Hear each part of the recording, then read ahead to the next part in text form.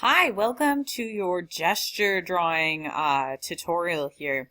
So with this assignment, we are just going to be doing, let's get over to the drawing assignments here. We are going to be making 6 gesture drawings of organic objects. You can use, if you have somebody that'll model for you, and you're going to be working from life. So if you have a model like your friend or a family member, so you could draw them, you can draw your hand. You can draw a plant or a tree or a branch, really be creative with that. And then you're going to want to merge those 6 drawings onto one final file and post that in the classroom. You're going to be using your Strathmore drawing pad, and you're going to be using graphite on the Strathmore drawing pad. Now you can use the 2B, that's going to be just fine, or you can use 4B, either one. And then I always will be posting a group critique in response to all of your work, and I allow revisions on your work all the way up until the end of the course, because you're going to be making lots of drawings, and I want you to have that time, but any time after the course I won't accept revisions. So, and if you haven't already, definitely post your mini bio, just kind of getting to know all the students, all your peers, and I've posted a video tutorial, or not a tutorial, a video intro, so you can get to know me a little. And also throughout the whole class, feel free to ask lots of questions and to post feedback. Your feedback is you guys all have different backgrounds, and you'll be able to contribute links, tutorials as well to help your peers. So yeah. Okay, so let's start with gesture. So this is a classic example of a figure gesture. And why gesture? Why is it even important to do gesture drawings? And it is actually a hugely important part of the drawing process, because if you can get comfortable drawing the essence of an object, then you've got one part of the foundation of that object fleshed out. And in order to make a successful observational drawing, or a drawing that is a representational drawing that is of something that you're trying to represent, you need to learn how to kind of capture the essence of it, because each object you draw can be broken down into shapes and angles, and the gesture is a quick way to show those angles. So for example, when you're doing gesture drawings of the figure, you're understanding the angles of the spine, and you're understanding where the weight of the body is and where it's balanced on, like what foot is maintaining all the weight and what is kind of lighter. So you're understanding the weight, the lightness, and the movement of an object. And the same can go for a hand or a branch or a plant. So we are going to, and here's another example. Just these simple line drawing, or these simple gesture drawings, and they're not outlines, they're not contours, they're gestures. So they're expressing movement through line and sketching methods. They're not showing an edge with a contour. So that's an important thing to remember as well. Now, here is an example of, a hand, and, oops, this is actually this is a good example. When you are resizing, if you're using Photoshop, and you go to edit free transform, which is what I'm in, you got to hold down the shift key in order to maintain the integrity of the dimensions of your image, or you're going to do something like this and you're going to distort it. So that's important to know when you're going through, after you're taking photos of images sometimes, or still lifes and photos of your drawings, that you want to keep in mind. Okay, so I've got it. Okay, that's correct. I'm going to do opacity stronger. Okay.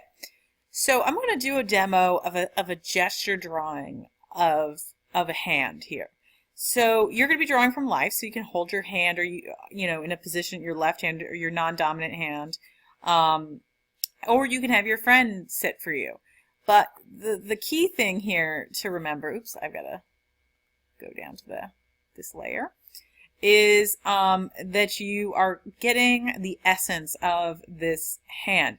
So you're not, I'm almost kind of drawing like a stick figure. I'm sketching, actually, is the correct, a stick figure underneath this. I'm not going slowly. I'm going super fast. So, which is going to be very different when we introduce to our contour. I am just playing with getting the essence of where those fingers are, and then I can kind of come back and get more, a little more specific. And then I can, so let's see here. So we're going to take that. Now I'm going to do a gesture drawing of this plant. And I'm going to increase the canvas size for the sake of this assignment, so I can have a little more room to work with. Okay, so we're going to be working over here. Okay, so similar to what I was just doing. See, I'm kind of using circular, I'm trying to, okay, so I'm kind of getting the spine of the plant, same way I would get the spine of a figure. And then I'm going in and I'm just quickly doing this gesture. Now, some of you might have experience with that, and that's great, but you can always benefit from doing more practice. The thing about drawing, just like everything in life, is you need practice. And I'm even doing a gesture of the pot. So I'm going, you know, I'm challenging myself, and then I'm kind of going back in and continuing the gesture. I'm still working with the essence. I'm not going super slow. But I'm being specific. Now that's the thing, you think, oh, well, gesture is just a messy drawing. No, it's actually not. It's specifically showing some information. It's giving you an underdrawing. So this is another example. We'll draw over to the left now. So I just want you to be able to see. Whoops. So this is another example of, well, it's the same plant, but it's a different gesture because it's a different eye level. Because any time you move your perspective on a drawing, the whole thing is going to change. Just like if you're standing over a figure or under a figure, that's going to change your perception of that figure. So that's something to keep in mind. Now I'm kind of going back in and I got kind of the essence, the spine almost of the plant. I mean, plants, just like people, are they leaning? Are they standing? You know, so just quickly grasping those gestures.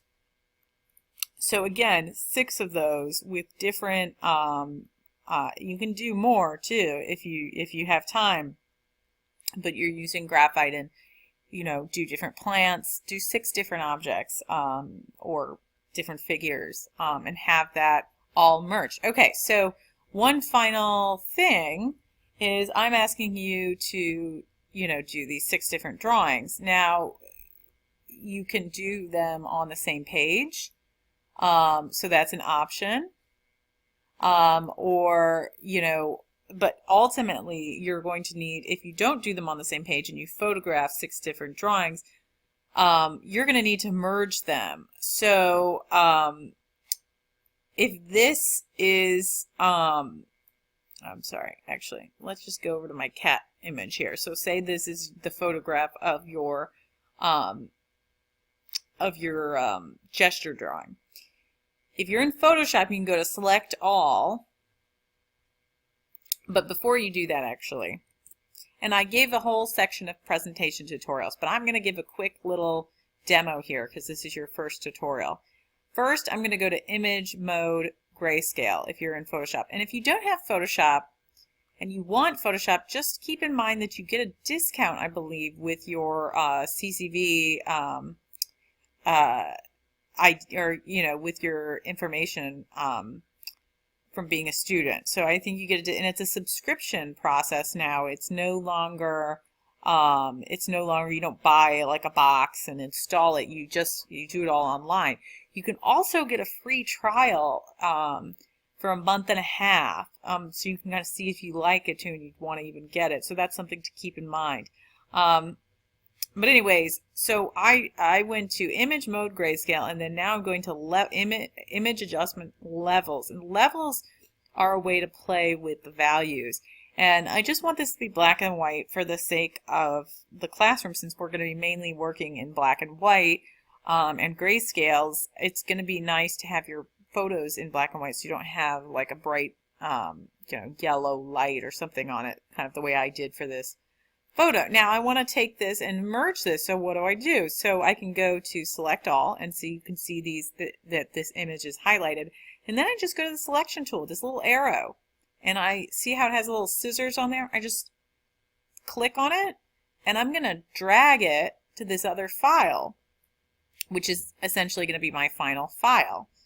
And I think this is another, here, let me show you. And let's go to the background. Let's erase this. And here's yet another example of something, if you have an animal, you can, if they're sitting still, which they don't normally do, you can also do a gesture drawing of them. I mean, a cat has a spine, and they have more vertebrae than we do, so they have they can move in quite interesting ways. But, that is something you can do a gesture drawing of too, is a cat. And kind of, make gestural marks for where everything is. So that's something to keep in mind too. But so then what you can do once you've dragged this image over to your final document, and you only want your document, right now my document is way too huge to post in the classroom. It's 7,000 pixels. You only want your document to be upwards of 1,500 pixels. So you can change your image size here in the software. So that's something to keep in mind. Don't worry about the resolution. Just worry about the pixel size for the classroom. So I hope that helps. Let me know if you have any questions. I look forward to seeing how your gesture drawings turn out and more of your drawings in class.